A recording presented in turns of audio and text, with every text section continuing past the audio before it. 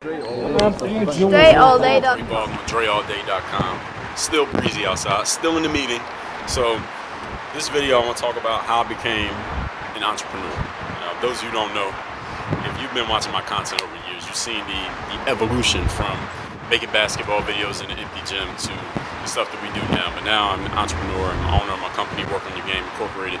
And what we do is we take the mental tools you need to succeed in sports, specifically discipline, confidence, mental toughness, and personal initiative, and we show how those tools can be used in the business world and in everyday life for anybody, whether you're an athlete, entrepreneur, librarian, student, teacher, parent, whatever. So, how I became an entrepreneur, the specific situation was back in maybe 2002. I read this book called Rich Dad, Poor Dad by Robert Kiyosaki. And I got introduced to this by a bulletin board posting that was on my college campus that said, do you want to make some extra money extra money on the side while you're still in college? Long story short, that was a network marketing opportunity. And while I didn't stay in network marketing, I did call the number and I did go meet this dude, and I went to a couple of meetings when I was home in Philly during the summer. And this whole concept of network marketing was revolutionary to me, not because of the network marketing, but because they were teaching principles of entrepreneurship that nobody had ever taught me. Now, mind you, I'm in college. I have a business degree from college, but there were no classes for being an entrepreneur when I was in college. Now, they probably exist now for you if you're in college or if you're going, but when I was in college, there were no classes on here's how you become an entrepreneur. And I have a business degree. I was in the business major. So that's a funny thing, right? So anyway, in this network marketing, in these meetings, there was two things they would talk about. One, they would talk about this whole concept of how some people trade their time for money. Like you go to work, you work 40 hours, you get paid 40 hours times your hourly rate, or you get a salary for coming to work, and that's how you make your money. The problem is, if you don't go to work, you don't make any money. And I said, you know what, that makes sense. Then they said, well, here's how other people make money. And I had never heard this before in my life. They said some people, they create a network, or they create a system, or they have something that makes money for them to where they don't physically have to be at work, but they can still make money. Nobody had ever taught me that before in my life. I'm like 21 years old. I never heard that before in my life. And I learned that through going to a network marketing meeting. So that was number one. This planted a seed in my head. I said, that's what I want. That's how I want to make my money. Maybe it'll be network marketing. Maybe it'll be something else. But I understood the concept. All right, if I can create something and just sell it over and over again, I can make money in my sleep. I can make money even when I'm not the one working. If I write a book, I don't have to write the book every time somebody wants to read. If I sell 1,000 copies of a book, I don't have to write the book 1,000 times. I write it once, I just sell it 1,000 times, and I don't have to be there to make a sale. I said, I could do that. That's the way I want to make my money. I knew I wanted to play ball first, but I knew that would be the long-term plan, is that concept of entrepreneurship. Didn't know when, where, or how. Now, mind you, it's 2002. So there's no YouTube, there's no social media, there's no self-publishing, none of it, there's no branding, there's no influencers, none of that stuff existed in 2002. But I got the seed planted in my head already. Now, the other thing they talked about in network marketing was this concept of personal development. Again, this is another thing that I was interested in personal development, because I would always, now back in the day before Amazon, those of you who are old enough to remember, we used to go to bookstores to get our books. We would go to like Borders and Walden Books, and what was the other one called? Barnes & Noble. They still exist. And we would look through the books and actually buy the book in the bookstore. Now, there are still plenty of bookstores out there, but not as many as there used to be, because Amazon, sells most of the books. But I would go into bookstores. I would always go to the human psychology section and the self-help section. Nowadays, they call it like self-help, personal development, professional development. They didn't call it that back then, but that's what they call it now. I would always be attracted to that section of the bookstore. That's actually how I found my favorite book, called The 48 Laws of Power by Robert Greene. So when I went to this network marketing meeting, they would always say, hey, make sure you are plugging into personal development. They would always say that, plug into the personal development, plug into the personal development. And I didn't know what they meant. But then they would say, all right, when you go outside of the meeting, it will be in a hotel. Any of you been in network marketing or been to a meeting, y'all know what it is. It's at a hotel, and there's a table outside, and they're selling stuff. So at the table, they would have all these books. And the guys on stage would say stuff like, make sure you read those books. Read Napoleon Hill and Jim Rohn and Brian Tracy. And they would just name drop these people who I'd never heard of these people before in my life.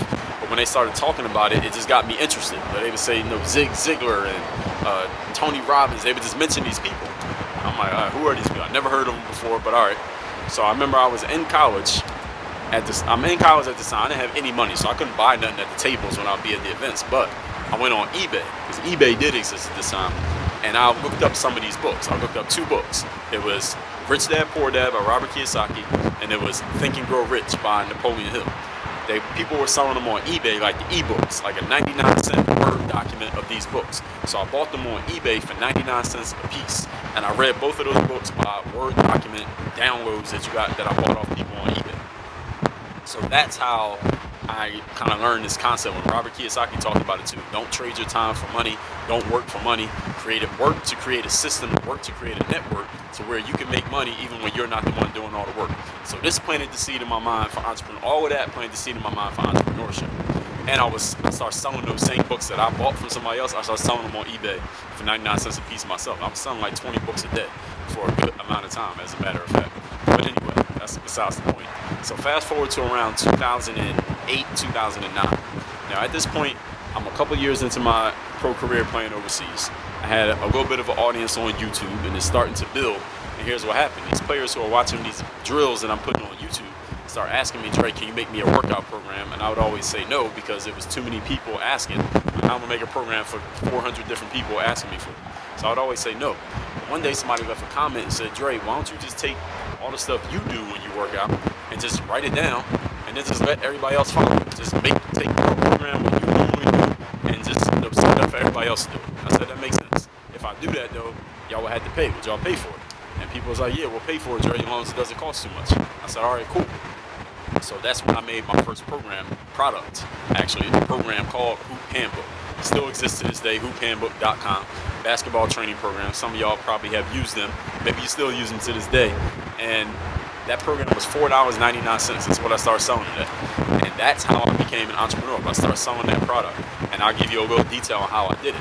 At the time, I was reading Tim Ferriss' 4-Hour Work Week. Maybe I'd already read it, but I was reading his blog and stuff like that. And he talked about how you can test a product. If you want to find out if there's viability to sell a product before you make it. So he said, you go get a free website on this website called Weebly.com. It's like a free hosting platform. Make a one-page website. On this one-page website, you say, here's what I'm selling. Here's exactly what you're going to get.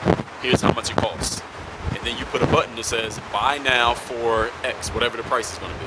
And when people click on that button, the next page just says, look, we are making the product right now. The product's under construction, but as soon as it's ready, we'll email you. So if you really want it, just put your email address in. And Tim said, if you get people putting in their email address, what are they telling you? They're first of all telling you they already know what it is, they know the price because you said it, and they said they want you to let them know about it. So if you start to get emails, now you know that you should go make that product. So I followed everything that Tim said. And then he said, go on Google and you get some advertising. You spend like $5 on ads, and you run ads based on your keywords to go to that one-page website. Now this is back when you could spend $5 on Google ads and actually get click-throughs. You can't do that anymore. It costs you more now, but back then you could. So I ran $5 worth of Google ads to get some click-throughs to my one-page site. And I started to get email addresses. People started putting in their emails. So this wasn't just people watching me on YouTube. This was random people who never even heard of me before. And I had my one-page website. I said the product's going to be $5, and people were clicking on the button and putting their emails in.